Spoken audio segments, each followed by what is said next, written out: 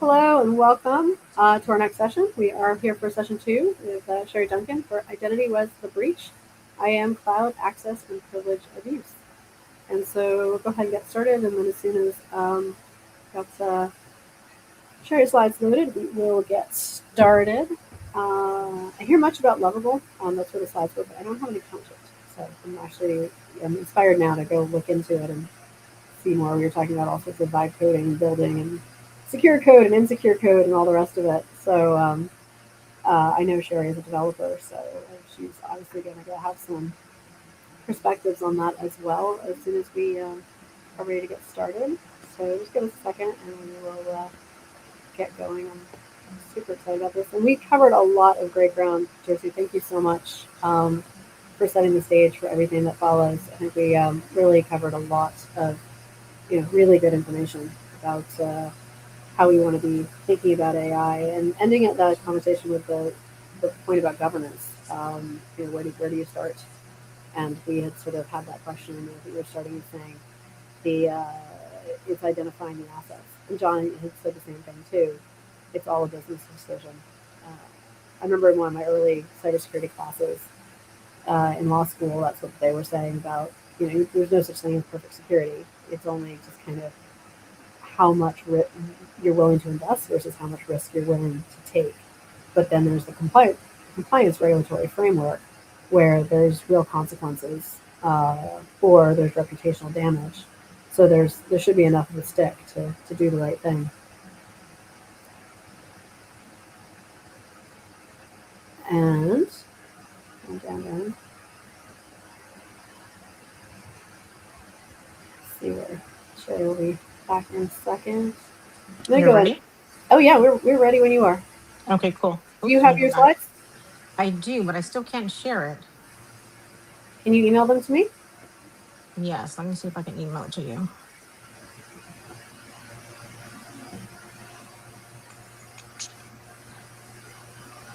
Yeah, sorry I wasn't able to tell you earlier. I was not able to log in.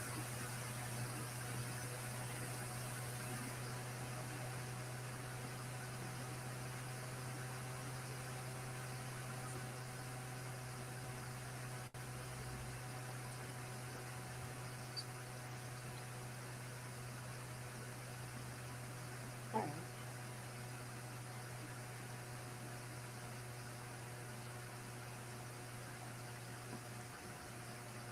Yeah, I love the one. I'm even trying it. It wants me to go through a massive setup, which I'm Oh not. man, really? Yeah, it's not very friendly for sharing. Goodness. Um, and then I put it in GitHub too. Let me see if I can download from GitHub.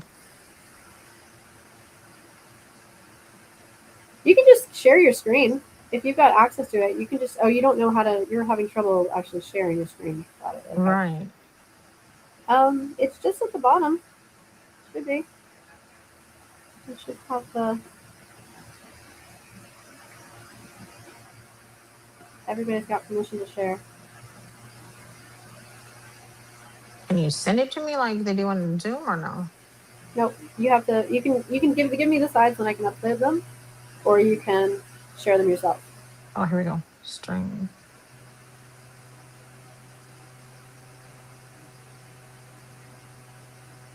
Hang tight. We're almost there.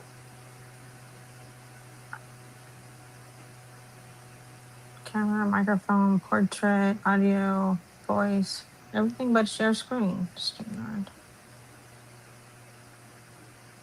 At the very Entered. bottom vertical bar. No, sorry, I'm saying horizontal bar, not vertical bar. Very bottom horizontal bar.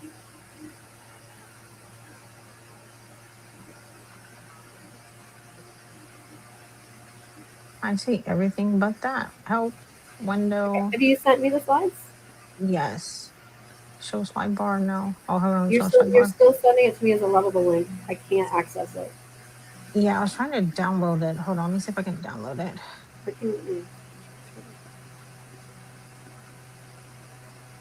Right. StreamYard. No. Settings. No. File.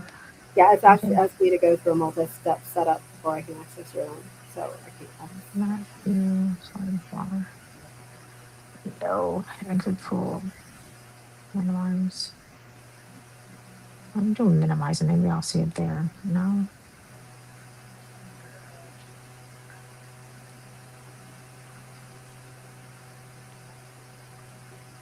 And after all of, and we're in the StreamYard link, in the studio, Sherry, right next Uh-huh. to all of our photos in my host view, it says, you have, there's also another present option there. So there's a few places I'm seeing the presents. Hold on, let me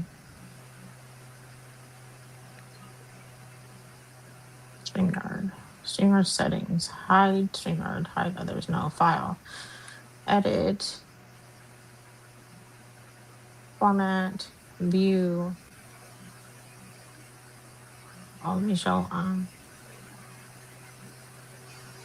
slide Have it, let me over. make sure that I can read someone's slides before we begin because I was like, oh, it's a link. No problem. I'll get to that later. But Oh, show slide bar. Let me see if that helps. No.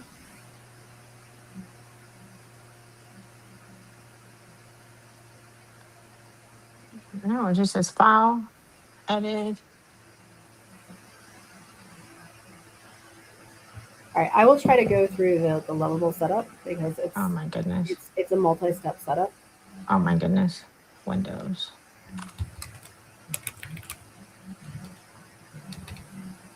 Can you just begin and I'll go through the setup. Okay, you want me to just start? Just start. Yeah, I'll take the time to go through the setup. Hold on now. I done clicked on something now. I can't see anything. I'm gonna go out and come back in.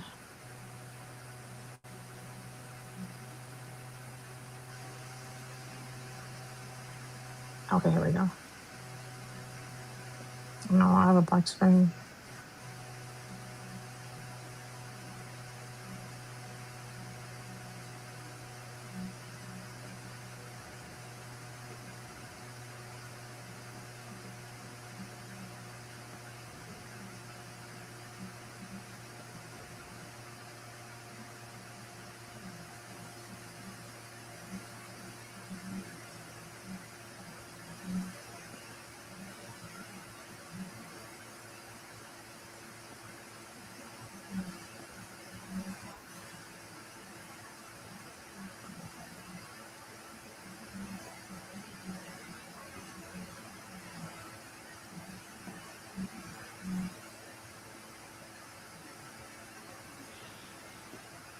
I'll say share. We'll say share what?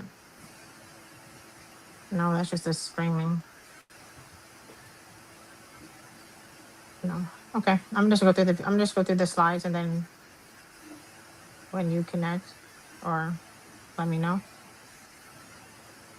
There. Um, let's see what we can do. I'm going to try to share my screen within the lovable. Okay. Technical difficulties. Okay, I'm probably seeing too much of the level of screen. Let me see if I can get it onto full screen. Okay, so when I do this, I won't be able to see our screens. Everybody's here, everybody's off camera. Sherry, it is you. You should be able to see it now.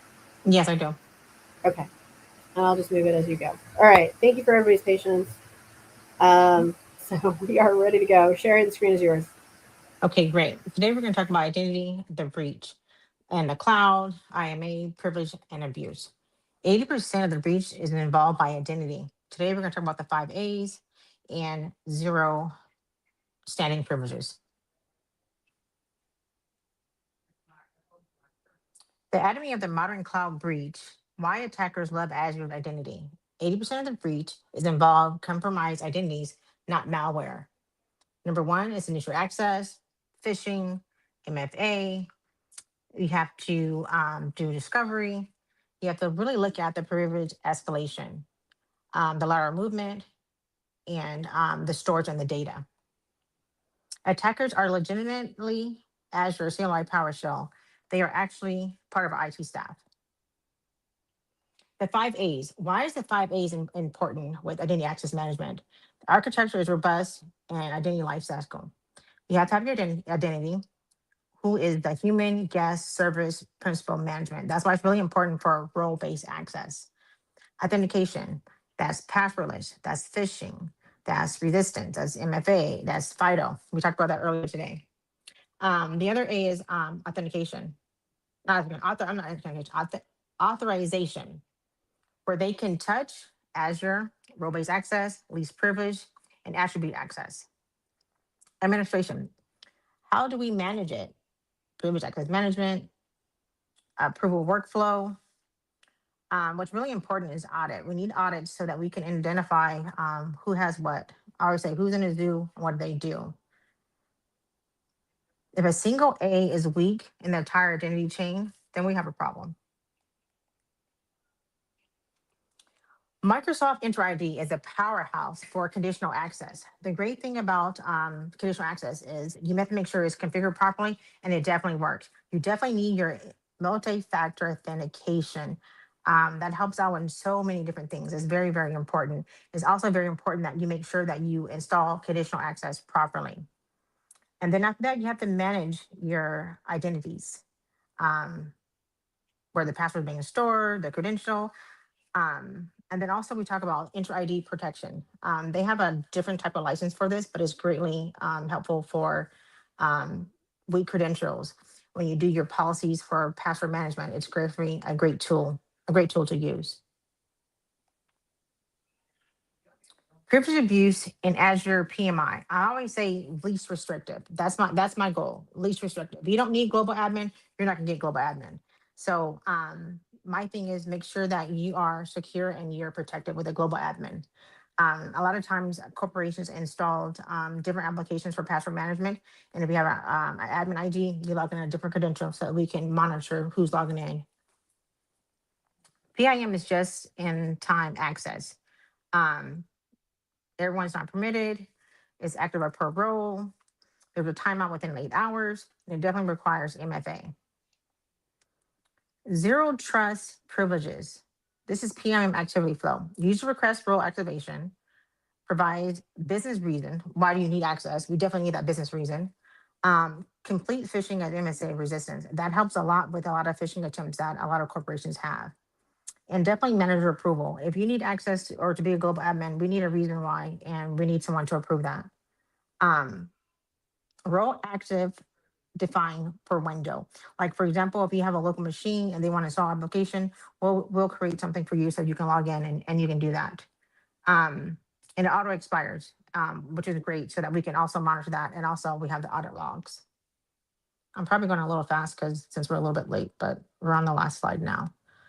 Um, Identity is your primary defense. It's aligned by strategy with the 5A, leveraging the power of intersuite. We are not stopping threats in identity, but we're concerned about starting threats as a primary line of defense. Account, authentication, authorization, administration, audit. Zero standing privileges with Azure PIM. Conditional access is login. Managed identities is no secret to sprawl. That concludes the presentation. All right. Well, we have time to talk. So let's have a conversation about this. We've got all of our illustrious panels. This is a great opportunity to talk about it because um, I mean I'm curious between personal identity versus now we have machine identities coming into the mix, and obviously the acceleration of AI. So let me go ahead and just let's change up our screen a little bit and get everybody into the mix. And Sherry, if I can put you in the hot seat, and Sure. we can discuss when I come back on camera. Yeah, I kind of rushed through it because I know we were kind of delayed on time. So, That's fine. We actually have but we now have 20 minutes, so let's have a conversation. No, that's great. So thanks everybody for your patience on getting us here. But Sherry, like, yeah, if you can come back on camera when you get a second, and let's talk about it. Uh, let's switch to my screens. Okay, Sherry, there you are. Hey, Sherry, good to hello. see you. Okay, so identity as the management. Let me start with Jersey. What are your thoughts and feedback and conversation and questions and comments and expertise?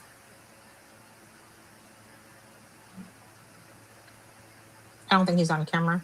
All right, I got Josie off camera, so let's go to Frank. So I don't know if this is like I know you're a Microsoft person. I'm a huge Microsoft person, and I can't rave about Intra enough. About Intra and Intune and all their tools. I'm a Linux guy kind of too, but I'm always telling the Linux guys, what's the answer?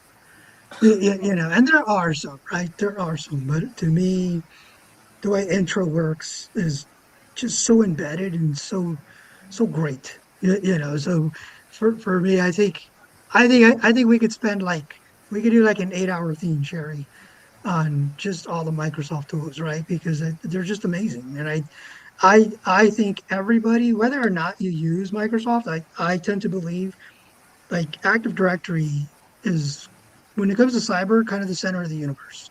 Like people go out of their way to incorporate AD into Linux environments, or they try to do their own directory service kind of concept. But Active Directory is pretty much it. So for me, when I look at Intra, when I saw what they did, it was, because I came into the game during like Azure Information Protection. I think it's named something different now, but like those are the things that are just amazing. And I it's not easy to manage Intra, but it's also not impossible.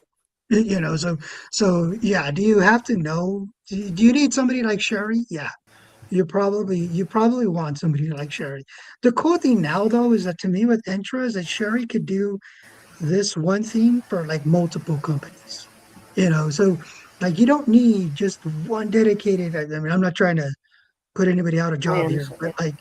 like And I think it's so cool that like somebody like Sherry could come in and like, I got you, and provide an effective kind of concept. And you're going to see later what I'm going to talk about is how do we monitor that, right? Because like you'll go out and you'll create this amazing kind of like, program, this, identity program, and then you want to be again cocky about how solid it is and how it's maintained. So no, I love Entra and I love all these things. Yeah, I was working for a startup company and they had MFA configured, but with that conditional access, it wasn't configured properly. So then we put in a policy to change their password and nobody can log in because the conditional access was not configured properly.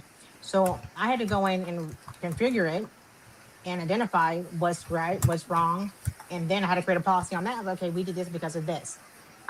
So it's very, very super important that number one, it's installed. Number two, it's installed correctly. Yeah.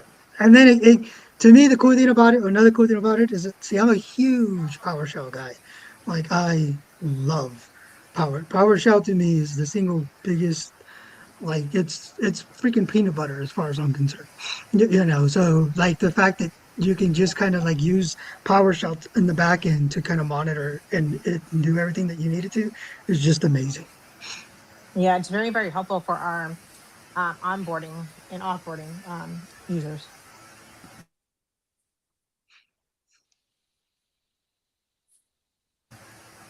I'm not sure why my Did screen is changing. There we go. Sherry, I like what you said about availability too. We forget about that sometimes. That it's confidentiality, integrity, and availability. I love sometimes you turn it too tight.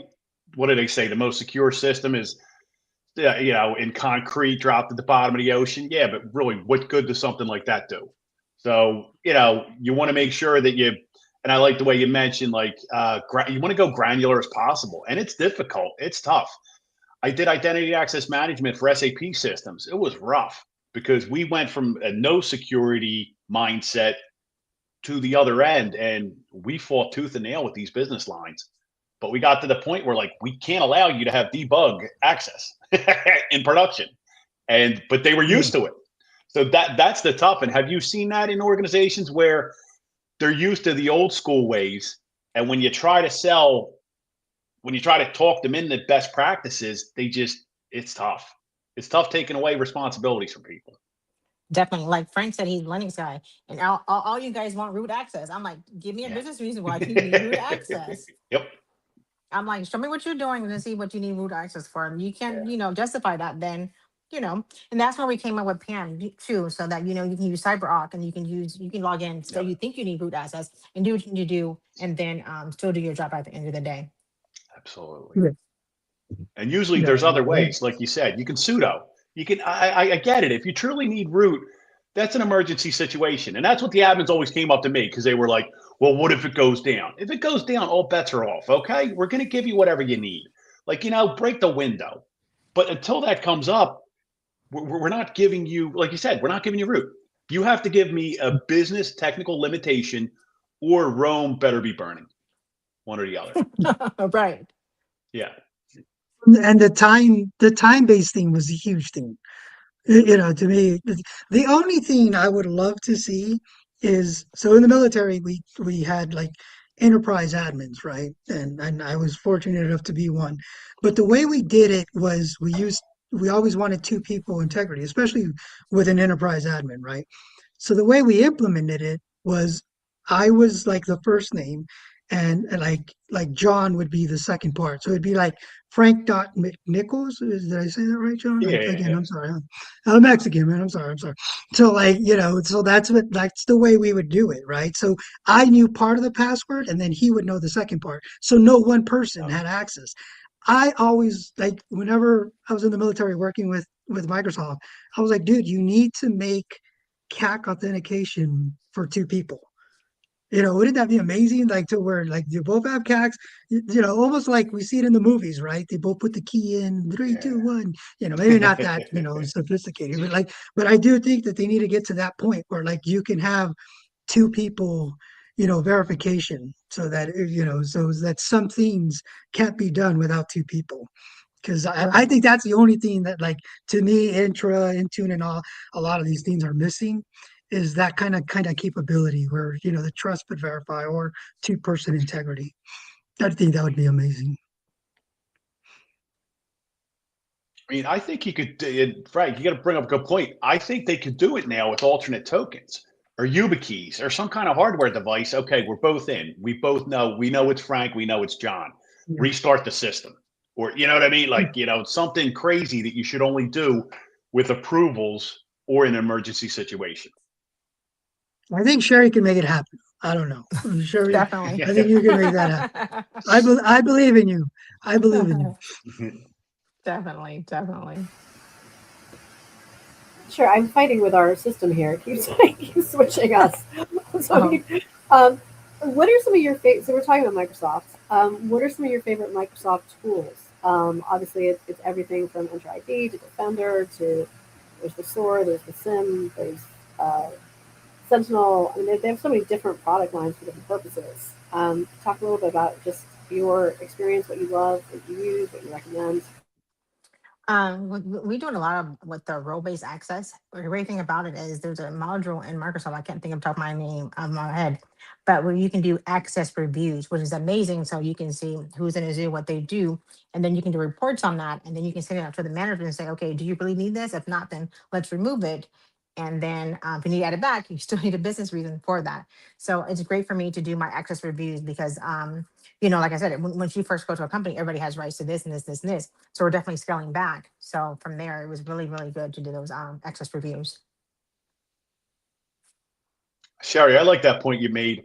And Frank, it goes back to your accountability, but this is where it's used in a good way, because if you turn to the manager and go, do your people need this? We're holding you responsible. You approve this. You said that they needed this. We didn't think they needed it. We didn't like them having it. But if you hold someone responsible, and that's why I love digital signatures, just for, you get them to sign a PDF. It's amazing when you put a PDF in front of somebody and go, yeah, sign that with your CAC, your PIV, your YubiKey, whatever it is. And they go, okay. And they look at it and actually look at it instead of just going, yeah, they need all that. Do they really?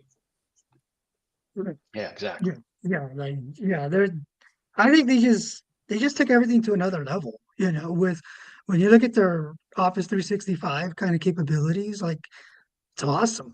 I mean, the ability, hey, I lost my laptop. Okay, let me remotely wipe it, and things like that. And what's funny, so like I'll give you guys, I won't say the DoD, but like you know, an agency struggled with like kind of like we got introduced to the technology of being able to know where the systems were so we could remotely, do stuff to them. And they were like, no, we don't want that. And it was like, yeah, dude, that's like kind of antiquated thinking. Like this new way of thinking, you shouldn't want to know where your systems are. So something happens to one, you know where it's at, right? And they provide those kind of capabilities. Like I don't know, I'm trying to think of my Intune. favorite Microsoft tool. Yeah, Intune is Yeah, great for right. that.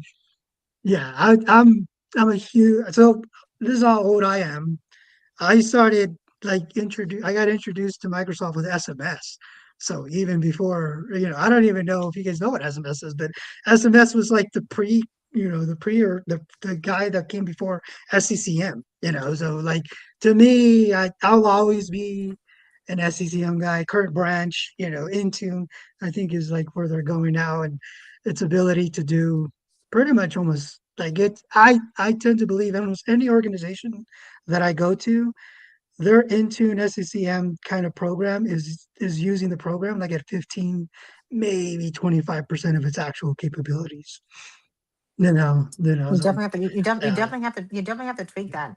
And when it ties into Defender, it's great because with Defender, it ties into the application, it ties into the cloud, it ties into the hardware, and it tell you what needs to be remediated or your password's too weak. And that's where a lot of times I go through that when I do an audit to identify. Okay, we need to do this policy. We need to do this policy. We need to implement this. So it's a great tool to tie in together. And it's pretty cool. So like kind of what my company does is we kind of do that, but we do it kind of independent of those tools. Because I kind of always believe in the trust but verify kind of concept, and I'll always have a like kind of like a little bit of a hesitation when people tell me, I'm like, well, what are you using as your vulnerability scanner? They're like Defender, and I'm just like, man, like should I'll always kind of like struggle with that. I'm not saying Defender's not good at all at it. I just always will believe that you want to kind of have separate things doing separate things for your cybersecurity. You definitely have to have another endpoint And analyst besides Defender. We always have to you tag team, like you Sentinel Yeah. One. definitely don't want to put your eggs in that one basket, right? All the Microsoft stuff, right? Yeah. But to your point, I mean, Entra is great, and Intune is great for your MDM. So everything that you're kind of working as an ecosystem is important to kind of, align it to that environment.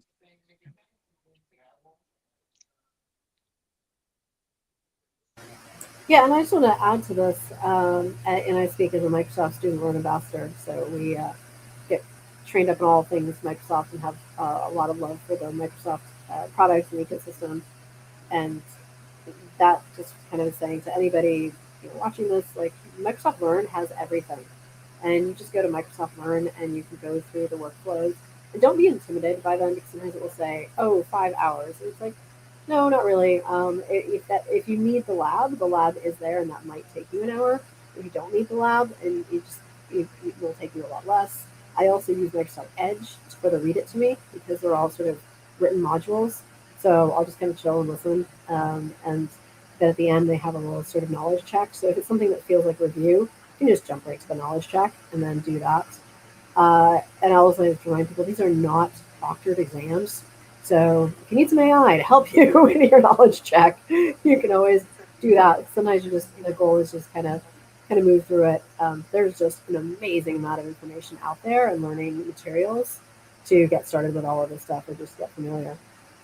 Definitely, that really helped Gary, me with my conditional access because it was so complicated. And I'm like, okay, where do I go? It's like I figured this and this didn't happen, so I had to, how like you read the book and Microsoft says this, does this, but it doesn't work, so you have to figure it out.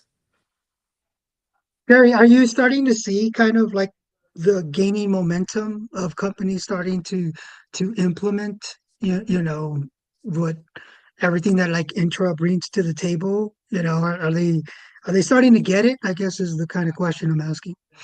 Definitely that because I would say 75% of the company is inter ID based. So you have to kind of, you know, Microsoft has it that way where you have to adapt and learn and buy this license for this and buy Yeah. this and that, which is annoying. But hey, that's the Microsoft way. And But it helps out when you're doing management, central management for the different products. I was gonna ask you, Sherry, like the licensing model, the E3, the E5, whatever. Now they call it something else. I don't even know what they call it nowadays. Like, how's that? Like, that's kind of like the canary in the gold mine of how they're gonna be, working with it because it's all about the licensing model at the end of the Definitely. day. Yeah. Yeah. Once a quarter, I meet with my resellers. Okay, when did this expire? Okay, what's going on with this? Because it's constantly changing. Yeah, it sucks. Like their licensing model is rough. It's rough. It is rough, but it is what it is, right? I mean, I'm pretty sure that like in the back, in some room somewhere, somebody understands it.